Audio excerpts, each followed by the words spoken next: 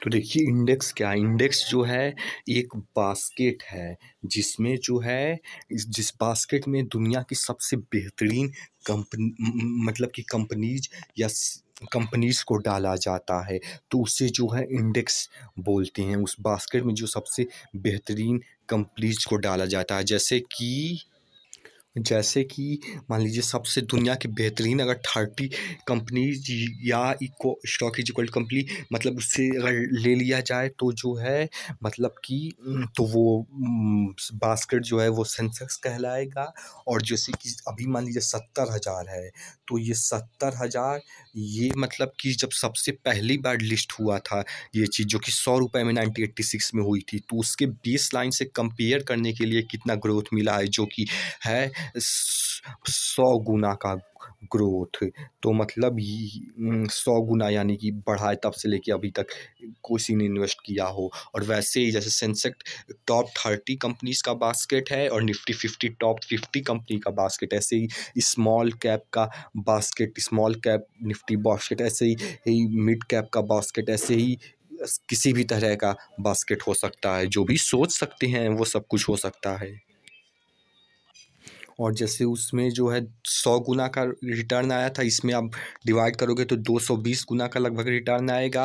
और 50 कंपनीज में से जैसे कि मान लीजिए जिसमें से जो कंपनी जो है बेटर परफॉर्म नहीं करती हैं वो निकलती जाती है, और जो कंपनीज परफॉर्म करती हैं प्रॉफिटेबल होती जाती हैं वो 50 में ऐड होती जाती हैं और फिर बाकी की ओर निकलती जाती हैं जो उससे कम कर परफॉर्म करती हैं। ऐसे ही बैंक निफ्टी जैसे हो गया, ये भी बैंक की टोकरी का स्टॉक हो गया, यानी कि बैंक्स की जिसमें कंपनी स्टॉक की आएंगी। और फिन निफ्टी यानी कि जो फाइनेंशियल सर्विसेज, जो फाइनेंस से रिलेटेड स्टॉक्स हैं वो आएंगे। वो बैंकिंग सेक्टर का भी हो सकता है, अलग अलग तक किसी का भी हो सकता है। हाँ, तो अब देखिए इंडेक्स किस लिए होता है। देखिए इंडेक्स मान लीजिए अगर 14.2 जैसे परसेंट CAGR, यानी कि 14% का CAGR इंडेक्स से मिल रहा है। और अगर इससे कम जो है रिटर्न अगर आप अपना दिमाग चला के स्टॉक मार्केट से निकालते हो तो मतलब आप बेवकूफ़ हो। और अगर इससे मतलब ज़्यादा निकाल पाते हो तो आप सही, मतलब कि ये एक बेंचमार्क है जिससे आप कंपेयर कर सकते हो कि मतलब कि इससे कम हुआ है, इससे अच्छा इसी में इन्वेस्ट कर दो। लेकिन अगर इससे ज़्यादा निकाल पाते हो तो अच्छा है। जैसे कि बैंक निफ्टी का 16% का CAGR होता है, यानी कि CAGR नहीं मतलब कुछ नहीं, मतलब कि एनुअल, मतलब कि ईयरली रिटर्न, मतलब कि इसीलिए अगर इससे कम कमा रहे हो अगर दिमाग लगा के तब तो बेवकूफ़, लेकिन इससे ज़्यादा कमा रहे हो तो अच्छा है। मतलब ये बेंचमार्क है कंपेयर करने के लिए। हाँ, तो अब अगला देखिए कि म्यूचुअल फंड क्या होता है। तो देखिए म्यूचुअल, जैसे कि वो अगर निफ्टी है तो 10 करोड़ का है, तो जो है म्यूचुअल फंड मतलब कि वो 10 करोड़ तो आप खरीद नहीं सकते, इसलिए 10 करोड़ को वो लेके मतलब कि खरीद के उस शेयर को एक एक रुपए में डिवाइड कर देंगे ताकि जिसके पास 1 रुपया भी हो वो भी खरीद पाए। इसीलिए मतलब कि आप कम पैसा है तो भी खरीद पाएँ, वो ज़्यादा पैसा से म्यूचुअल फंड वो स्टॉक खरीद लेते हैं। जैसे निफ्टी का मान लीजिए 10 करोड़ का खरीदें तो अभी एक एक रुपए में सबको बांट देंगे, तो वो है वो एक्सचेंज का मीडियम जहाँ से वो पहले ज़्यादा करोड़ में जितना का है निफ्टी उससे में खरीदते हैं और फिर हमें देते हैं, तो वो म्यूचुअल फंड है। और ETF भी यही करता है, सबसे पहले वो ज़्यादा रुपए वाला खरीद लेता है फिर हम लोग को देता है। लेकिन म्यूचुअल फंड में जो है एंट्री लोड, एग्जिट लोड और उसे मैनेज करने का इस सब का बस फीस जो है वो ज़्यादा होता है। ऐसा नहीं कि ज़्यादा होता है, लेकिन ETF से ज़्यादा होता है थोड़ा, लेकिन ETF में काफ़ी म्यूचुअल फंड से कम होता है, और नहीं तो चीज़ सेम है।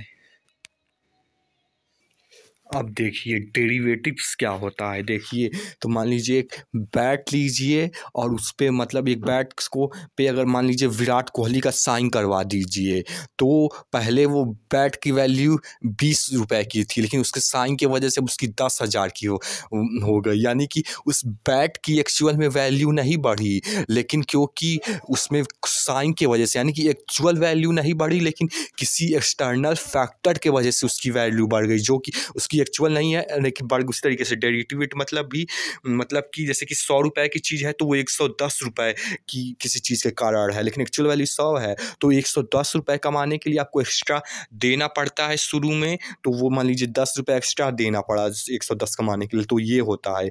और इसी कॉन्ट्रैक्ट को जो है डेरिवेटिव्स बोलते हैं, जहाँ जिस कॉन्ट्रैक्ट में आप फ्यूचर्स के थ्रू, ऑप्शंस के थ्रू जो है ले दे सकते हैं। अब यहाँ से फ्यूचर्स एंड ऑप्शन ट्रेडिंग का खुल जाता है द्वार। हाँ, तो अब देखिए डेरिवेटिव्स में जैसे ऑप्शंस और फ्यूचर, देखिए इसका ज़्यादा कॉम्प्लिकेटेड, सिंपल से समझिए। जैसे कि आज मान लीजिए 21,500 पे मार्केट है, तो अगर 21,500 पे है तो आपको पता है कि अगले एक्सपायरी पे 20,000 22,000 तक जा सकती है। तो 500 कमाने के लिए आपके पास ऑप्शन होना चाहिए ताकि आप वो चीज़ खरीद सको 21,500 वाली, ताकि वो जब बढ़े 22,000 पे तो 500 का फ़ायदा हो। उसके लिए आपके पास पहले से ऑप्शन होना चाहिए, तो वो ऑप्शन होने को ही ऑप्शन बोलते हैं। और फ्यूचर्स मतलब कि फ्यूचर में मतलब इसमें एक्सपायरी के समय आपका आप मतलब फ्यूचर्स के में एक्सपायरी जब होगी, जो कि होती है 1 वीक की, 4 वीक यानी 1 महीने की, लेकिन मैक्सिमम 3 महीने तक की एक्सपायरी होती है, यानी 12 वीक तक की। तो मतलब कि एक्सपायरी तक आप वो मतलब कि वो खरीद रहे हो जितने पे प्राइस जाएगा। जैसे मतलब 21,500 से अगर 22,000 पे जाएगा तो आप उसका मतलब 21,500 पे खरीद रहे हो ताकि वहाँ पे जाएगा। अगर जाएगा तो बढ़ जाएगा, नहीं तो एक्सपायरी तक वो आपका पैसा एक्सपायर हो जाएगा तो ख़त्म हो जाएगा। नहीं तो अगर बढ़ जाएगा, आपका दाव सही निकला, मतलब ये फ्यूचर्स इसलिए होता है।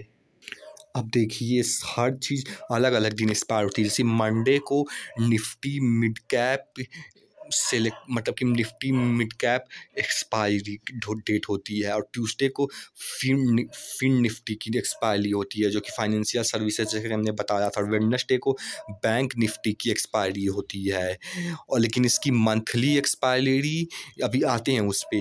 थर्सडे को जो है निफ्टी की एक्सपायरी होती है, फ्राइडे को सेंसेक्स की एक्सपायरी जो है हो, और बैंक निफ्टी की मंथली यानी कि चौथे यानी कि आखिरी वीक की एक्सपायरी जो है वो वेडनेसडे को ना हो के थर्सडे को होती है।